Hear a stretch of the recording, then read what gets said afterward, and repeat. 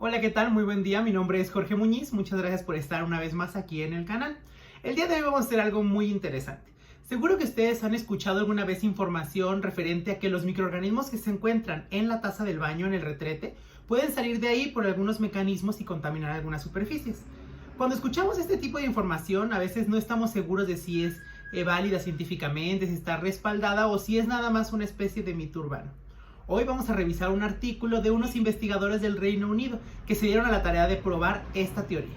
¿Los microorganismos de la taza del baño pueden salir de ahí y contaminar otras superficies? Vamos a revisarlo.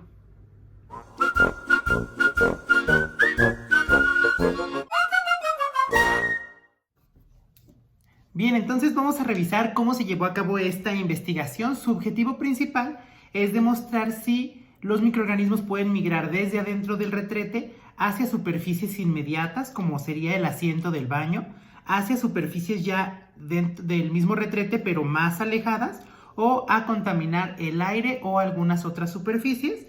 Fue hecha por los investigadores J. Baker y M. B. Jones en el 2005. Ellos provienen de la Universidad de Aston en Reino Unido y fue publicado en esta revista. Aquí tienen la información y el título del artículo para que puedan saber un poco más. Lo primero que tenemos que revisar es cómo se llevó a cabo el experimento. Los experimentos se hicieron dos veces. Primero con una bacteria que se llama Serratia marcescens y después con un virus que es un bacteriófago que se conoce como MS2. La bacteria Serratia marcescens se utilizó porque primero no es patógena, segundo es muy fácil de distinguir en los medios de cultivo porque hace un pigmento de color rojo, y tercero es una enterobacteria, es decir, comparte el hábitat con otras bacterias que tienen origen intestinal, entre ellos algunos patógenos, así que podríamos asumir que el comportamiento sería parecido. También se hizo con este bacteriófago porque existen algunos estudios donde dicen que se comporta parecido a algunos virus patógenos del intestino de los humanos, como el norovirus. Y además, este bacteriófago no le hace daño a las personas. En ambos casos se utilizaron concentraciones de 10 a la 10, o sea, un 1 con 10 ceros, para poder preparar el inóculo, el cual se llevó a un medio de cultivo semisólido, queda con una consistencia como gelatinosa, tratando de emular un poco lo que sería un episodio de diarrea, que es lo que tratan de demostrar aquí. Después se lavó y se desinfectó el retrete, esto es para reducir la carga microbiana que ya tuviera y para dejarlo lo más posible con los microorganismos que nosotros íbamos a inocular. Primero se lavó utilizando agua con jabón, frotando. Después se aplicó un enjuague y luego una solución clorada a 50,000 partes por millón, lo cual es muy concentrado. Y posteriormente se realizaron 6 enjuagues de jalar la cadena y enjuagar el retrete para remover completamente los residuos que pudieran quedar del desinfectante. Posteriormente se procedió con la etapa de inoculación. Para inocular la taza del baño, lo que se hizo fue que se inocularon de dos maneras diferentes en otros dos experimentos por separado. En uno se descargó el inóculo con una jeringa de 50 mililitros, este fue también el volumen que se tomó, y se aplicó recorriendo toda la pared interna del retrete y permitiendo que escurriera. Que ahora que lo veo se ve un poco como sangre, pero trato de usar solo el color rojo para representar, no es sangre ni nada de eso. Entonces se inoculó de esta manera, como tratando de emular la contaminación en las paredes a través de un episodio de diarrea muy violento que pudiera llegar a contaminar hasta allá. Y también se aplicó otro tipo de inoculación en otro experimento donde se hizo una descarga directamente en el agua de los 50 mililitros también tomados con una jeringa. Aquí se hizo violentamente para que también salpicara hacia los lados. Por último, se dejó reposar durante al menos 5 minutos antes de proceder con la recolección de muestras. En el experimento se cuenta con varias muestras diferentes. Las primeras fueron superficies internas del retrete en esta cara, las cuales se tomaron con un hisopo en un área de 25 centímetros cuadrados. La idea de tomar estas muestras era observar si los microorganismos podían sobrevivir en esta superficie, si podían mantenerse además o si eran arrastrados durante las descargas cuando se accionaba la palanca. También se tomaron muestras de agua del retrete directamente. Aquí se tomaron botellines de 25 mililitros y el experimento se hizo de dos maneras diferentes. En una ocasión fue sin desinfectar y en otra fue aplicando un desinfectante que se trataba de una solución clorada a 5000 partes por millón. Esto era para conocer si había un perfil de contaminación distinto, cuando había un desinfectante en el agua y cuando no lo había, suponiendo que las bacterias se salieran de aquí hacia contaminar otras superficies. Cuando se tomaban muestras con restos de desinfectante, se procedía a la inactivación con una solución de tiosulfato de sodio. Para conocer además si los microorganismos podían quedar suspendidos en el aire después de accionar la palanca, se colocó a una distancia de 20 centímetros de alto y 30 centímetros de largo un muestreador de aire. Este muestreador succiona todas las partículas que se encuentren ahí y las impacta, se las estrella en una placa con un medio de cultivo. Entonces los microorganismos que desarrollarían ahí y nosotros podríamos contarlos. Este muestreador muestreó 100 litros de aire en cada tiempo de muestreo. Por último, tenemos el muestreo pasivo de aire. Para esto se colocaron varias cajas de Petri con medios de cultivo abiertos, expuestos, en sitios estratégicos del retrete. En la parte central de la tapadera del tanque, en una porción lateral del tanque, en ambos lados del asiento y en el suelo aproximadamente a una distancia de 30 centímetros. Estas muestras se tomaron porque cuando se liberan aerosoles, si es que ese fuera el caso, estos podían quedar en el aire, pero después probablemente se sedimentarían y podríamos nosotros tener estas placas contaminadas. Además, conoceríamos si la contaminación es nada más inmediata aquí al retrete o se alcanzan superficies más alejadas. Para proceder con los muestreos se hizo a diferentes tiempos y números de descarga. Cuando recién se inoculó y pasado el reposo de 5 minutos, se tomaron todas las muestras. Eso corresponde a 0 descargas y, digamos, tiempo 0. Pasado 1 minuto, se hizo la primer descarga. En tiempo es 1 minuto y es la descarga número 1. Y después se procedió con otra vez tomar todas las muestras. Después, 30 minutos pasaron y se volvió a accionar la palanca. O sea, 2 veces que se había jalado la palanca y se repitieron las mismas muestras.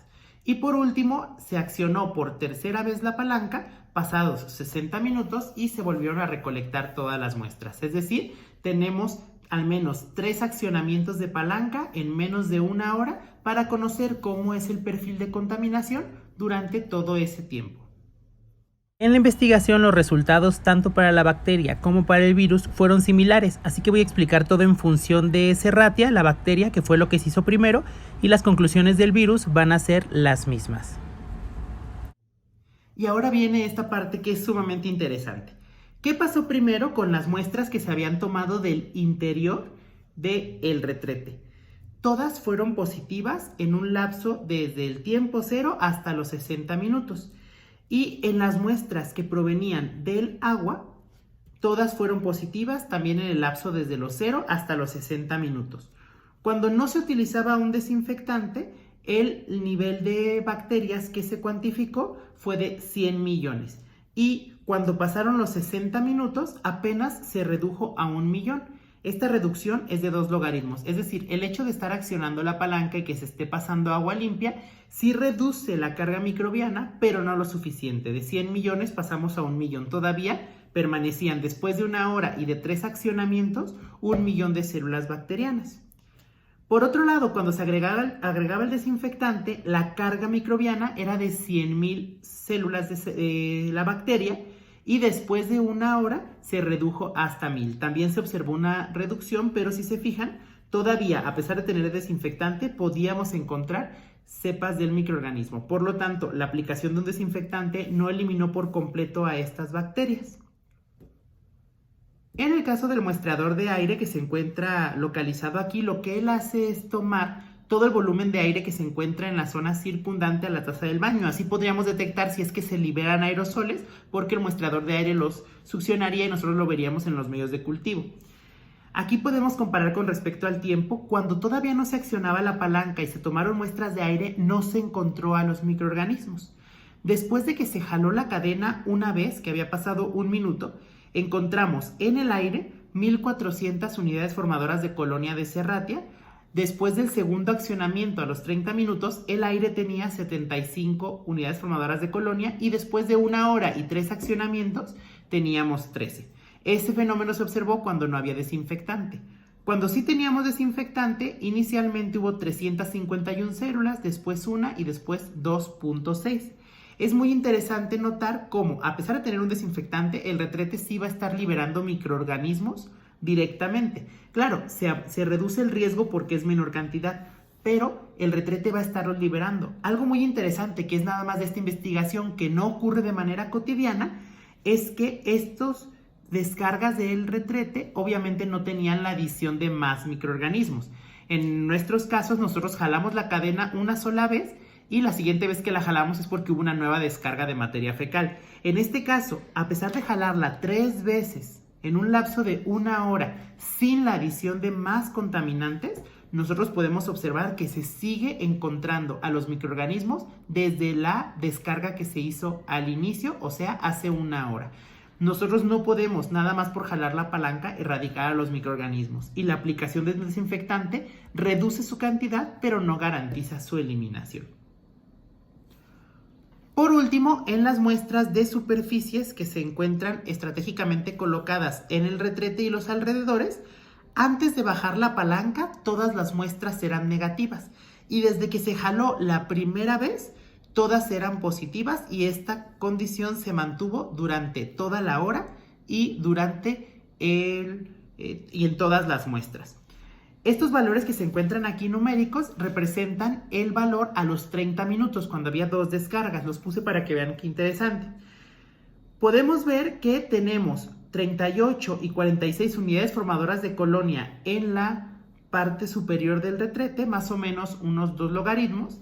Y en el asiento tenemos entre 2 y 3 logaritmos. Podríamos casi decir que la cantidad de microorganismos que se obtuvieron en el asiento es la misma cantidad o muy cercana a los que tuvimos hasta la tapadera del tanque de baño.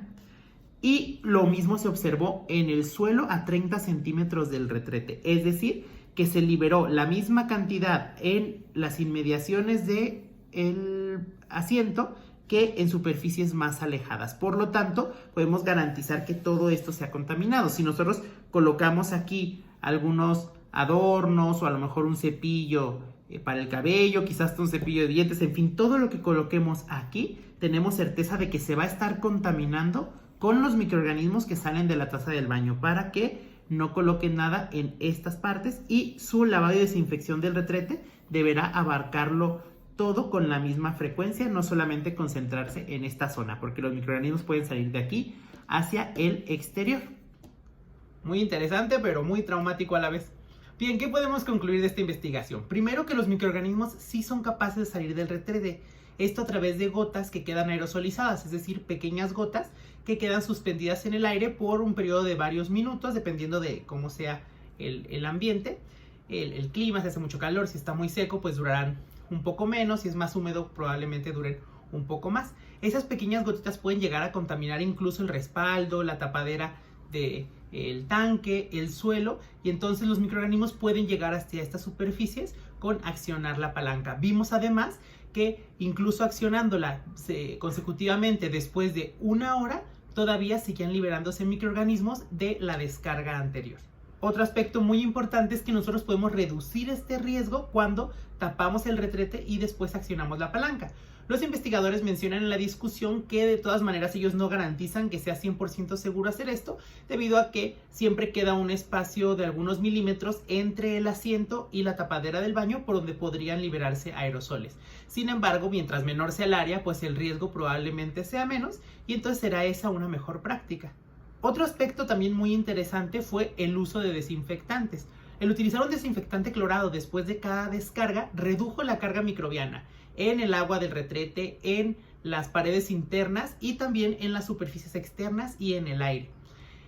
Pero algo muy interesante también es que no se eliminaron por completo, de manera que para algunos patógenos con dosis infecciosas muy reducidas como Salmonella, podemos estar hablando todavía de un riesgo. Claro, esta pequeña cantidad de células, aunque si bien pueden causar una infección, mientras menor cantidad de bacterias salgan y contaminen superficies, el riesgo se será más reducido y además los tratamientos de limpieza van a ser más efectivos.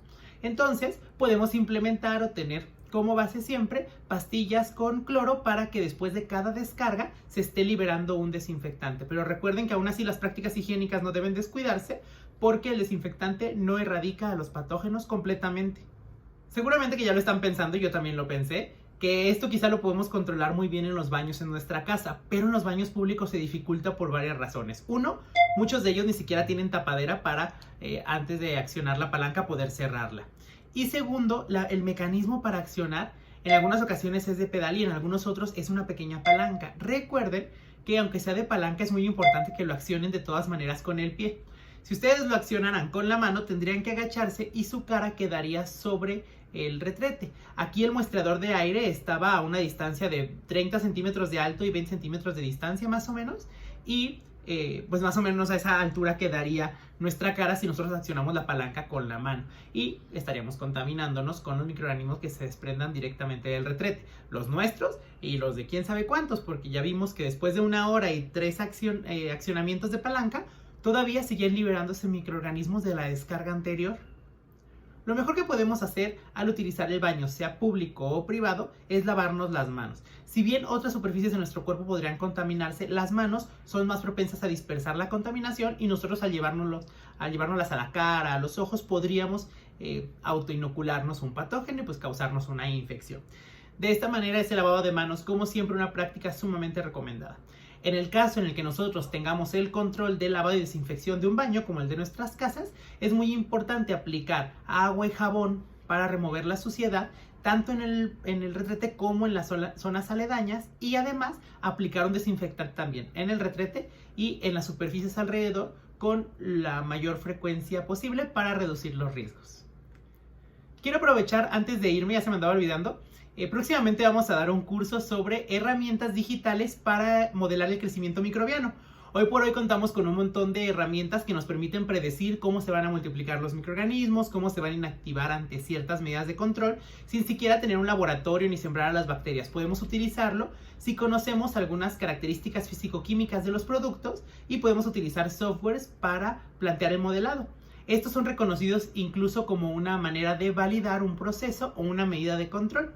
Este curso se va a dar de manera digital, va a estar aquí la información en la descripción y además les voy a dejar ahorita el banner por aquí si les interesa para que aparten su lugar. Ahora sí, muchas gracias por estar aquí en el canal, nos vemos en la siguiente oportunidad.